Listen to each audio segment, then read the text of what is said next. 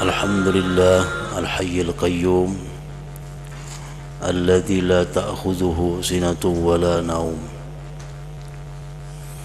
أشهد أن لا إله إلا الله وحده لا شريك له الحق المعلوم، وأشهد أن سيدنا محمدا عبده ورسوله المعصوم. اللهم صل وسلم وبارك على سيدنا محمد سرك المختوم وعلى آله وأصحابه وذرياته وأتباعه ما دارت النجوم. أما بعد. Yang kita hormati dan kita cintai para habaib dan para alim ulama, guru-guru agama, para muhibbin, hadirin hadirat rahimakumullah. Puji syukur selalu kita haturkan kehadirat Allah Subhanahu wa taala yang selalu melimpahkan karunia kepada kita semua. Dan salawat salam kepada junjungan kita Nabi besar Muhammad sallallahu alaihi wasallam dan kepada seluruh keluarga, para sahabat, zuriat dan pengikut beliau. Para muhibbin rahimakumullah, yang ke-96 dari surah-surah Al-Quran, Suratul Alaq, Makiyyatun wa ayatuha 19. Surah yang bernama Al-Alaq diturunkan di Mekah ini surah, dan ayat-ayatnya berjumlah 19 ayat.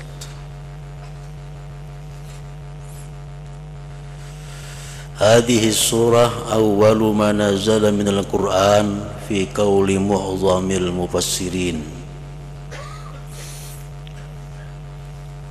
Nazala biha Jibril wa huwa qa'imun bi ghari Hira fa'allamahu 5 ayatin min hadhihi surah.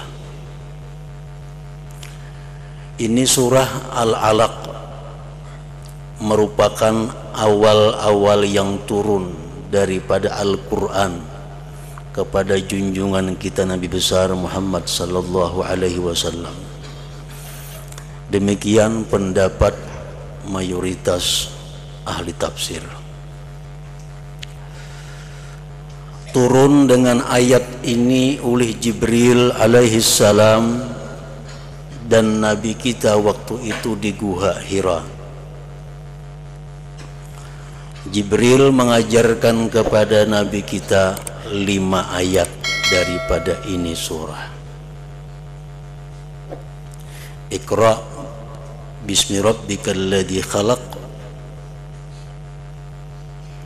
khalaqal insana min 'alaq, Iqra wa rabbukal akram, alladzi 'allama bil qalam, 'allamal insana ma lam ya'lam. Itulah ayat-ayat yang pertama kali turun kepada junjungan kita sallallahu alaihi wasallam. Dan menurut para ahli sejarah, ayat ini turun kepada Nabi kita pada 17 Ramadan. 17 Ramadan 13 tahun sebelum beliau hijrah, bertepatan dengan bulan Juli tahun 610 Masehi. Para muhibbin rahimakumullah, disebutkan di dalam Bukhari Muslim bis sahihain tentang proses terjadinya turunnya surah ini kepada junjungan kita sallallahu alaihi wasallam. Sayyidatina Aisyah radhiyallahu anha menceritakan,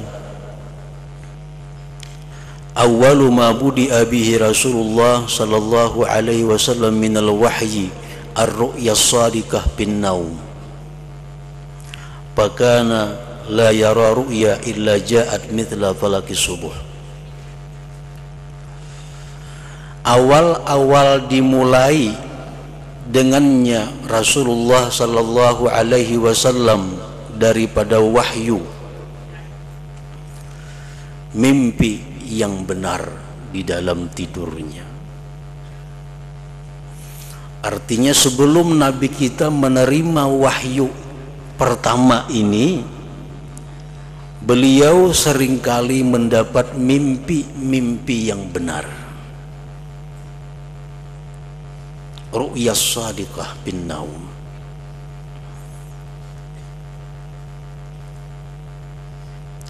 Dan setiap kali beliau itu bermimpi, maka mimpi itu menjadi terang, menjadi nyata, sebagaimana terangnya cahaya subuh.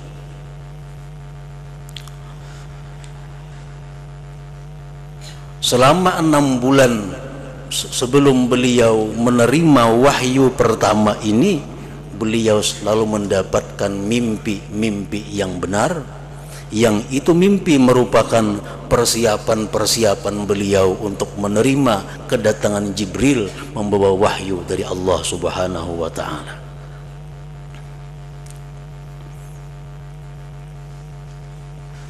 Dan mimpi-mimpi itu disebut dengan ar-ru'yas shadiqah, mimpi yang benar. Ada juga yang mengatakan ru'yas salihah, mimpi yang bagus. Para muhibbin rahimakumullah,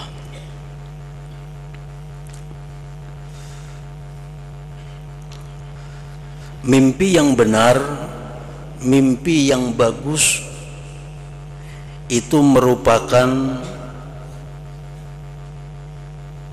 bagian dari 46 kenabian.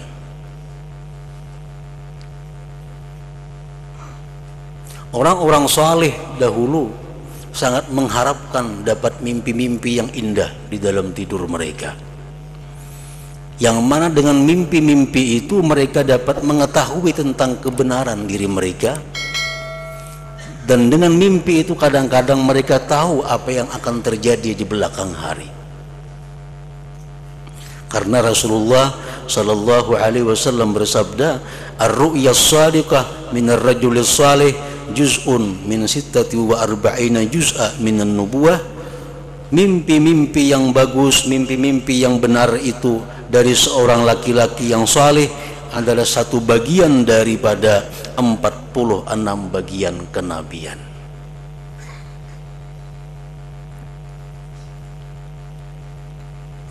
Maksudnya bagian dari 46 kenabian itu adalah Rasulullah sallallahu alaihi wasallam menerima wahyu dengan yaqazah, dengan bangun, itu selama 23 tahun. Makkah 13 tahun, Madinah 10 tahun. Nah, 23 tahun itu dikali 12 bulan sama dengan 276 bulan. 276 bulan itu dibagi 6, 46. 6 itu adalah masa beliau menerima mimpi-mimpi, 6 bulan sebelum beliau menerima wahyu dari Allah Subhanahu wa ta'ala. Nah, jadi mimpi yang indah, yang salihah, mimpi yang shadikah itu merupakan bagian daripada kenabian, asalkan yang bermimpi ini orangnya orang yang salih atau perempuan yang salihah. Karena mimpi ini mau juga mendustai. Kapan mimpi itu mau mendustai kalau orang yang mimpi ini pendusta? Mimpi itu baik, benar kalau yang bermimpi itu orangnya adalah benar.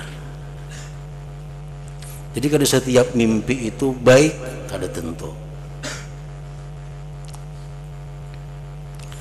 Al-Imamul Ghazali rahimahullah menyebutkan di dalam kitab Ihya Ulumuddin sebuah hadis Rasulullah sallallahu alaihi wasallam, "Idza nama al-'abdu 'ala taharatin 'urija bi ruhihi ila al-'arsy, fakanat ru'yahu shadiqah, wa illam yanam 'ala taharah qasurat ruhuhu 'anil bulugh, fatilkal manamat adghatsu ahlam la tasduq. Apabila tidur seorang hamba dalam keadaan suci, bersih, maksudnya bersih hatinya, bersih anggota tubuhnya, bersih daripada hadas, bersih daripada najis, bersih daripada hal-hal yang bersifat batin. Maksudnya adalah bersih daripada berniat jahat kepada orang muslimin, berniat merancanakan satu maksiat di besok atau di akan datang. Nah, hati bersih daripada itu, bersih daripada dendam kepada kaum muslimin, bersih daripada hasad kepada kaum muslimin. Nah, bila kita tidur dalam keadaan seperti itu, bersih zahir dan batin, maka roh kita berhubungan dengan arasnya Allah subhanahu wa ta'ala. Bila mana roh kita itu berhubungan dengan aras, maka apa yang kita lihat dalam mimpi itu shadikah, benar. Artinya mimpinya kawa ditakwilakan, mimpinya bisa ditakwilkan. Seorang saleh yang sedang sakit,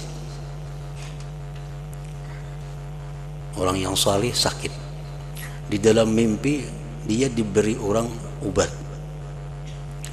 Ujar orang dalam mimpi itu, ikam hendaklah sigar obatnya ada, ikam makan buah lala. Buah lala. Bangun guring.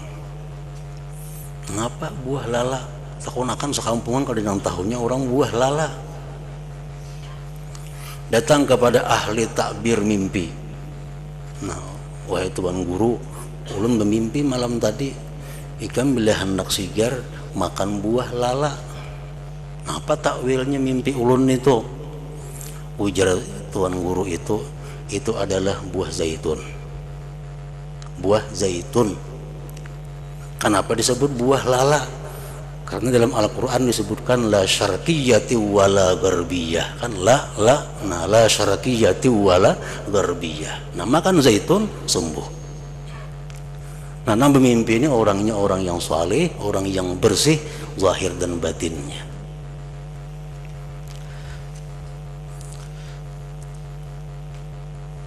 Ruhnya naik ke aras, maka mimpinya pun benar.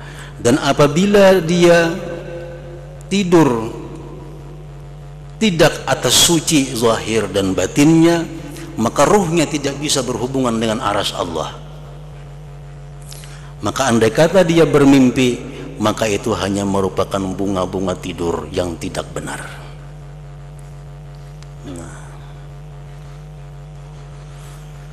jadi Rasulullah Sallallahu Alaihi Wasallam tadi disebutkan bahwa beliau sebelum menerima wahyu Allah dimulai dengan mimpi yang benar, mimpi yang salihah di dalam tidurnya.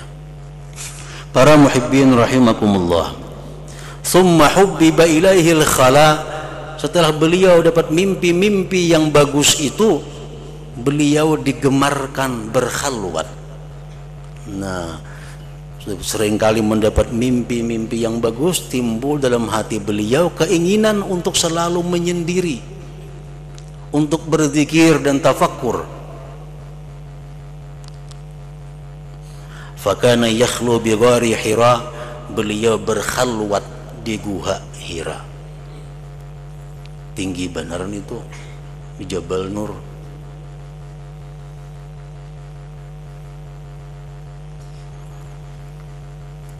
Al-Habib Abdullah Al-Adrusul Akbar mengatakan bahwa khalwat itu, ujar beliau, ada khalwatu salasati ayyam, ada khalwat itu 3 hari, ini minimal 3 hari berkhalwat. Ada khalwatu usbu', ada khalwat itu seminggu, ada wa khalwatu arba'in, ada khalwatu 40 hari menyendiri. Nah, itu ada aturan-aturannya. Kalau berkhalwat 3 hari, ini aturannya, makannya berapa kali, nah, guringnya berapa, amalan yang dibaca berapa, itu sudah diatur oleh para ulama-ulama yang dahulu.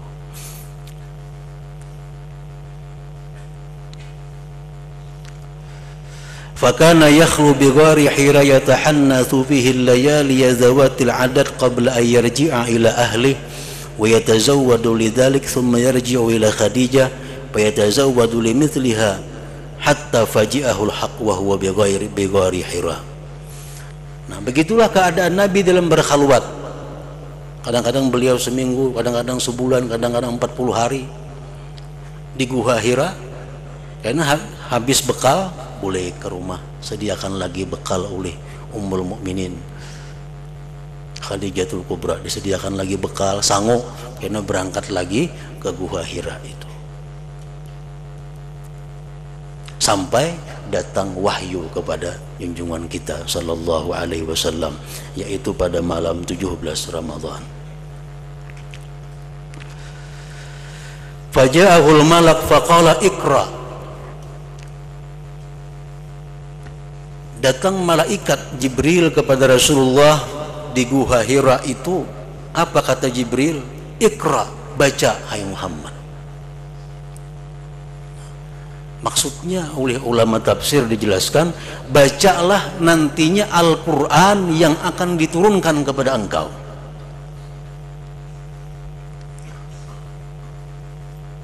Maka Rasulullah berkata, ma ana biqari, aku tidak bisa membaca, kata Rasulullah. Qala fa akhadhani fa ghattani hatta balagha minni al-jahdu. Jibril tadi memegang Rasulullah dan memeluknya dengan pelukan yang sangat kuat sehingga Rasulullah hampir-hampir kehabisan nafas. Summa arsalani, kemudian Jibril tadi melepaskan pelukannya. Faqala ikra, baca hai Muhammad Al-Quran yang nanti diturunkan kepada engkau. Faqultu, ku jawab ujar Nabi, ma ana biqari, aku tidak bisa membaca. Fa'akhadhani faqattani ats-tsaniyah, lalu Jibril memeluk lagi pelukan yang sangat kuat, lebih kuat dari yang pertama, hatta balagha minnil jahdu, sehingga aku susah payah.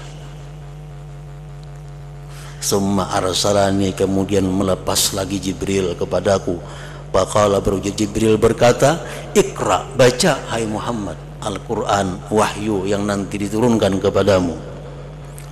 Faqultu, ku jawab ujar Nabi kita, ma ana biqari, aku tidak bisa membaca. Fa akhadhani faghattani ats-tsalisah tsumma arsalani, datang lagi Jibril memeluk Nabi kita dengan pelukan yang sangat erat, kemudian melepas Jibril akan aku. Faqala, Jibril berkata, ikra, baca hai Muhammad, bismi rabbikal ladzi khalaq,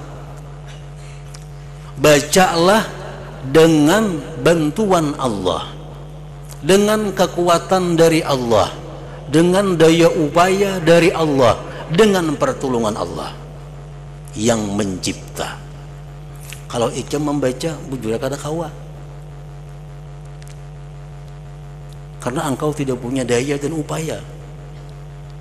Tapi kalau bacalah itu dengan pertolongan Allah, pasti bisa, bahkan lebih daripada sekedar membaca.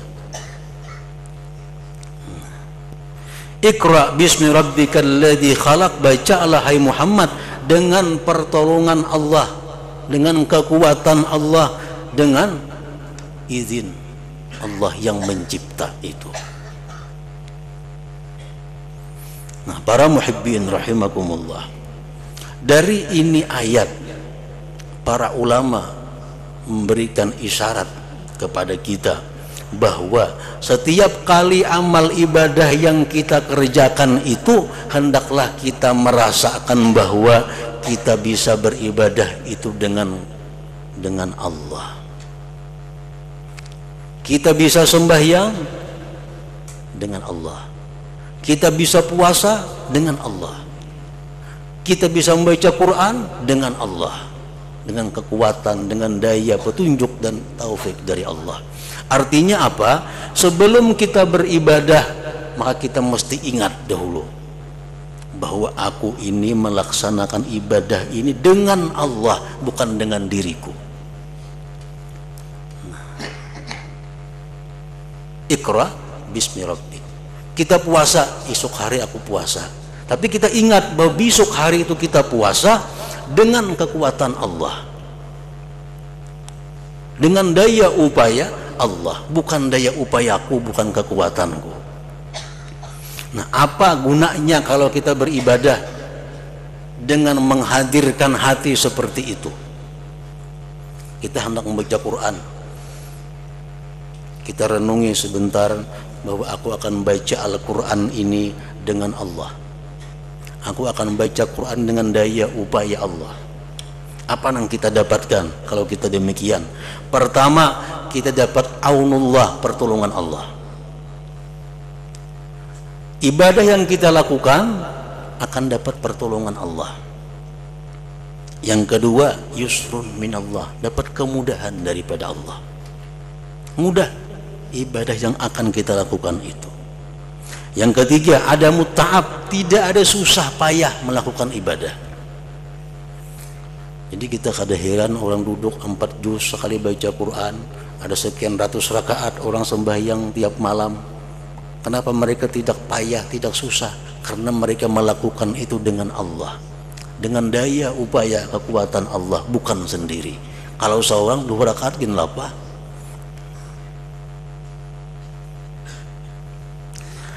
Yang keempat, keuntungannya salamatun minar riya wal ujub. Kalau kita beribadah, kita melakukan dengan kekuatan Allah, dengan daya upaya Allah, ibadah kita terhindar daripada riya dan ujub. Nah, yang kelima, ibadah yang kita lakukan dengan demikian cara tadi, yasilu ilallah, sampai ke hadirat Allah subhanahu wa ta'ala. Anak baca Quran, apalagi agak berat-berat sedikit, yang sulit-sulit, kita hadirkan dahulu hati bahwa aku baca ini dengan kekuatan dan daya upaya Allah subhanahu wa ta'ala. Saya akan dapat kemudahan daripada yang sulit tadi. Nah, Iqra bismi rabbikal ladzi khalaq. Khalaqal insana min 'alaq. Allah menciptakan manusia itu dari segumpal darah. Allah mengingatkan kepada kita bahwa manusia itu dicipta dari segumpal darah. Iqra, bacalah hai Muhammad, wahyu Allah, wa rabbukal akram, dan Tuhan kamu itu maha pemurah. Kalau kita baca Al-Quran, kita baca wahyu Allah, Allah maha pemurah dalam memberikan ganjaran pahala kepada kita. Rasulullah sallallahu alaihi wasallam bersabda, man qara'a harfan min kitabillah falahu bihi hasanah wal hasanah bi asyri amthaliha. La aqulu alif lam mim harfun, walakin alif harfun wa lam harfun wa mim harfun. Ujar Nabi kita, siapa yang membaca satu huruf dari Al-Quran, dia dapat satu kebajikan digandakan 10. Satu huruf Al-Quran kita baca, kita dapat satu kebaikan digandakan 10.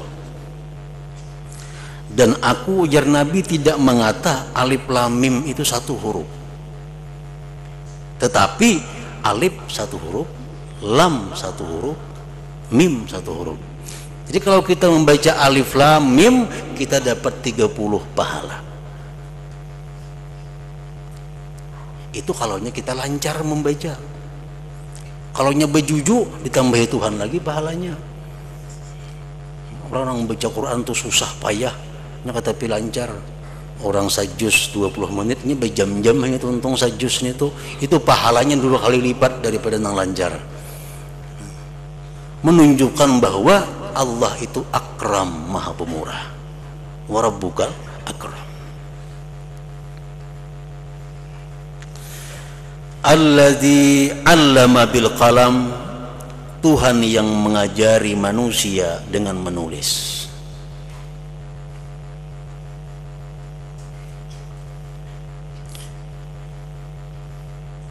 Ilmu ada tiga, ada dalam hati, ada di lisan, ada di tulisan. Allamal insana ma lam ya'lam, Allah yang mengajari manusia sesuatu yang manusia itu tidak tahu. Nah, para muhibbin rahimakumullah, itulah 5 ayat dalam surat Al-Alaq ini yang menurut sebagian besar ulama tafsir merupakan ayat-ayat yang pertama turun kepada junjungan kita Nabi besar Muhammad sallallahu alaihi wasallam.